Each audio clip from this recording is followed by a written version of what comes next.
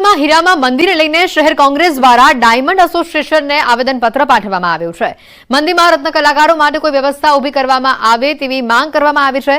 કોંગ્રેસના પ્રમુખ સહિત કાર્યકરો સાથે રજૂઆત કરી આ સાથે રત્ન કલાકારોને જે કંપનીમાંથી છૂટા કરવામાં આવ્યા તેઓને પરત લેવામાં આવે તેવી પણ માંગ કરાઈ છે।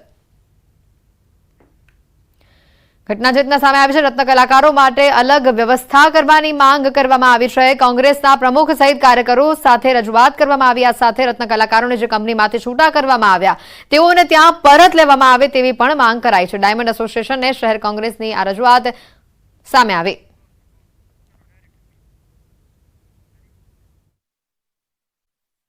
જે રીતે વિગતો આવી રહી છે, વિધાનસભાની કેન્ટીનના ભોજનમાંથી વાળ નીકળ્યા હોવાની માહિતી છે। આ વિગતો જે સામે આવી રહી છે, વિધાનસભાની નવી બનેલી કેન્ટીનના જ ભોજનમાંથી વાળ નીકળ્યો। આ ફરિયાદ સામે આવી। પુલાવની 2 ડીશમાંથી વાળ નીકળ્યા। ભોજન માટે પીરસાયેલી ડીશમાંથી વાળ નીકળતા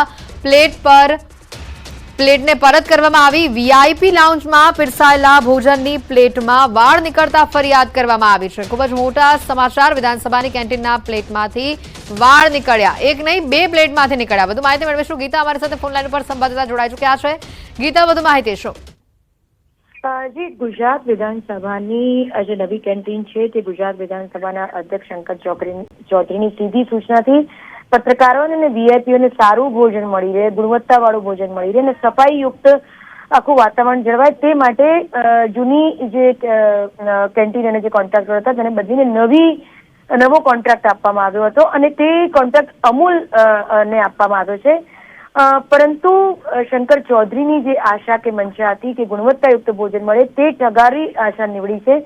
કારણ કે આજે જે ભોજન પીરસાયું વીઆઈપી લોન્જમાં, વીઆઈપી લોન્જ એ છે કે જ્યાં વીઆઈપીઓ અને પત્રકારો જ માત્ર ત્યાં ભોજન કરે છે, અન્ય લોકો અલગ સાઈડમાં ભોજન કરે છે। વીઆઈપી લોન્જમાંથી જ પુલાવની જે ડીશ ઓર્ડર કરી હતી તે બંને ડીશમાંથી વાળ નીકળ્યા છે। એટલે વિધાનસભાની જે કેન્ટીન છે જ્યાં સેંકડો લોકો જયારે સત્ર હોય ત્યારે હજારો લોકો જ્યાં ભોજન કરતા હોય છે તે ખોરાકની ગુણવત્તા ઉપર હવે સવાલ ઉઠ્યા છે। કારણ કે પુલાવની જે 2 ડીશ ઓર્ડર કરાઈ હતી તે બંને ડીશમાં વાળ નીકળ્યા છે। એના ફોટોગ્રાફ્સ ન્યૂઝ 18 ગુજરાતીના દર્શકો ન્યૂઝ 18 પર જોઈ શકે છે। હાલ તો આ પીરસાયેલી ડીશને પરત કરવામાં આવી છે અને તેના મુદ્દે શંકર ચૌધરી સહિત આભાર ગીતા માહિતી બદલ। રાજકોટમાં જન્માષ્ટમીના લોકમેળામાં એસઓપીના પાલનને લઈને વહીવટીતંત્ર હજુ પણ દીર્ઘામાં છે। લોકોએ લોકમેળાને લઈને તંત્ર આંખાડા કાન કરી રહ્યું હોય તેવું લાગી રહ્યું છે, કારણ કે સંચાલકોએ લાકડાના ટેકા પર રાઇડ્સ ઊભી કરી દીધી છે અને એવામાં તંત્રની કામગીરી સામે સવાલ ઉઠી રહ્યા છે। જિલ્લા કલેક્ટર એસઓપીના પાલનને લઈને મૌન છે।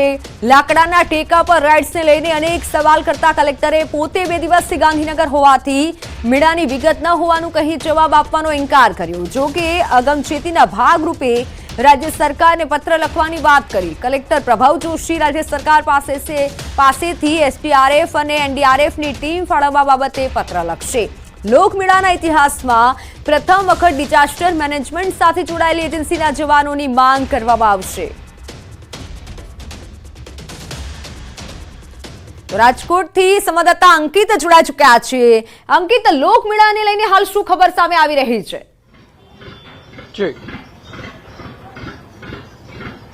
ચોક્કસ ખાસ કરીને વાત કરવામાં આવે તો જે પ્રમાણે ટીઆરપી ગેમ ઝોન અગ્નિકાંડ છે કે જે મે મહિનાની અંદર સામે આવ્યો હતો ને ત્યારબાદ સૌરાષ્ટ્રનો સૌથી મોટો લોકમેળો કે જે રાજકોટના રેસકોર્સ મેદાન ખાતે યોજાતો હોય છે। આપને અત્યારે અમે આ દ્રશ્યો બતાવી રહ્યા છીએ કે કઈ રીતે તડામાર તૈયારીઓ છે તે ચાલી રહી છે। બીજી તરફ આ લોકમેળો જ્યારથી આ લોકમેળો યોજવાની શરૂઆત થઈ ત્યારથી જ ક્યાંક ને ક્યાંક આ લોકમેળો છે તે વિવાદની અંદર જણાઈ રહ્યો છે, કારણ કે તંત્ર દ્વારા કડક એસઓપીના પાલનની છે તે વાત કરવામાં આવી હતી અને તેના જ કારણે વર્ષોથી જે યાંત્રિક રાઇડના સંચાલકો કે જે હરાજીની અંદર ભાગ લેતા હતા તેઓ આ વખતે હરાજીની પ્રક્રિયાથી અળગા રહ્યા હોવાનું છે તે સામે આવ્યું છે। ખાસ કરીને તંત્ર દ્વારા પહેલેથી જ એક એવી માંગણી કરવામાં આવી હતી કે જે ફાઉન્ડેશન છે તે આરસીસીનું કરવામાં આવે, પરંતુ યાંત્રિક રાઇડના સંચાલકોનું કહેવું હતું કે ફાઉન્ડેશન છે આરસીસીનું તે સંભવ નથી અને તેના કારણે ખર્ચો પણ બેસે છે। પરંતુ હવે હું આપને આ દ્રશ્યો બતાવવાનો પ્રયત્ન કરી રહ્યો છું। જોઈ શકાય છે દ્રશ્યોમાં કે કઈ રીતે જે ફાઉન્ડેશન આરસીસીનું બનાવવાનું હતું તેની જગ્યાએ આ લાકડા લાકડાના જે ટેકાઓ છે તેના દ્વારા આ જે રાઇડ્સ છે તે ઊભી કરી દેવામાં આવી છે. અહીંયા અમે આપને જે દ્રશ્યો બતાવી રહ્યા છીએ બેઝિકલી કે આ બે જગ્યાએ આરસીસી નું ફાઉન્ડેશન છે તે બનાવવાનું હોય છે, પરંતુ અહીંયા માત્ર ને માત્ર લાકડાના જે ટુકડાઓ છે તે ખાસ કરીને જોવા મળી રહ્યા છે.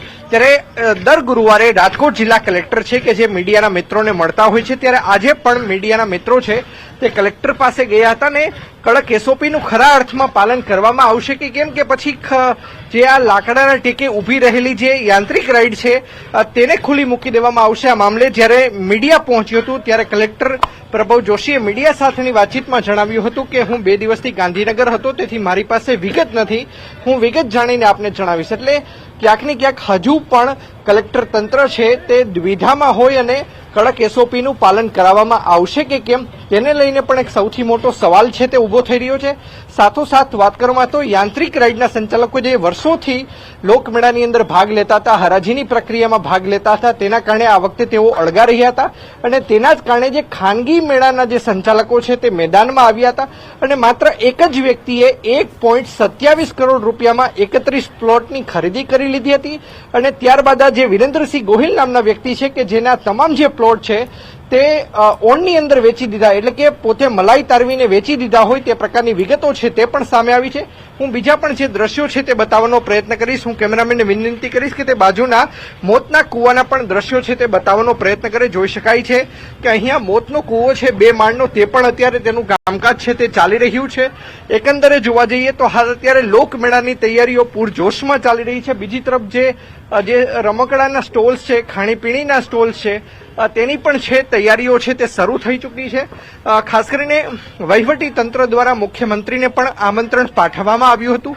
જોકે જે રીતે સત્તાવાર રીતે માહિતી મળી રહી છે તે પ્રમાણે લોકમેળો ખુલ્લો મૂકવા માટે મુખ્યમંત્રી નથી આવી રહ્યા, ત્યારે તેમના સ્થાને પ્રભારી મંત્રી અને રાજ્યના કેબિનેટ મંત્રી અને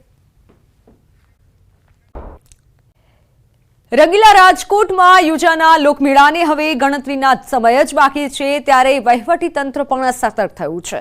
સૌરાષ્ટ્રના સૌથી મોટા લોકમેળાની 24 ઓગસ્ટથી શરૂઆત થવાની છે, ત્યારે ફાઉન્ડેશનને લઈ હજુ પણ વિવાદ યથાવત જોવા મળી રહ્યો છે.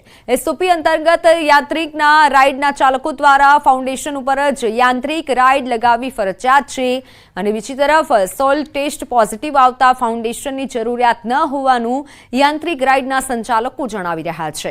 લોકમેળા સિવાય અન્ય કોઈ મેળાને પોલીસ દ્વારા કે ફાયર વિભાગ દ્વારા એનઓસી આપવામાં ન આવ્યું હોવાનું સામે આવ્યું છે. મહત્વનું છે કે લોકમેળો હોય કે ખાનગી મેળો, તેમાં દર 50 મીટરના અંતરે પાણી ભરેલ ડ્રમ રાખવા ફરજિયાત છે, સાથે જ અગ્નિશામક સાધનો રાખવા પણ ફરજિયાત છે.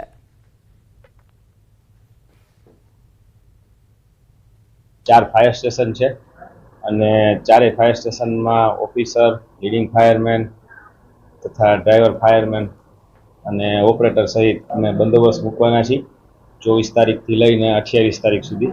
દર 50 મીટરના અંતરે પાણીના બેરલ ભરેલા રાખવાના, ફાયર એક્સટિંગ્યુશર એબીસી ટાઈપના 6 કિલો અને CO2ના 4.5 કિલોના ફાયર એક્સટિંગ્યુશર રાખવાના. એ રીતના જે નિયમો છે લોકમેળાના અને સાહેબ આપણા જે ગાઈડલાઈન મળેલી છે જે આપણને ફાયર સેફ્ટીના નોર્મ્સ મુજબ, એ મુજબ અમે હવે આગામી દિવસોમાં ચેકિંગની કાર્યવાહી હાથ ધરવાના છીએ. 168A નો રોડ સાઈડમાંથી તૂટી જતા અકસ્માતનો ભય સર્જાયો. હાઈવેની નબળી ગુણવત્તાની કામગીરીની પોલ ખુલી અને બીજી તરફ માર્ગ તૂટ્યા બાદ હજી સુધી તંત્રએ ખાડાની આજુબાજુ બેરિકેડિંગ નથી કર્યું, તેથી રોડ પર મોટા અકસ્માતની ભીતિ સેવાઈ રહી છે. વાહન ચાલકો જીવના જોખમે રોડ પરથી પસાર થવા મજબૂર બન્યા છે. વહેલી તકે તંત્ર દ્વારા સેફટી રિબિન બાંધી માર્ગ રિનોવેશનની કામગીરી હાથ ધરાય તેવી લોકોની માંગ ઉઠી છે.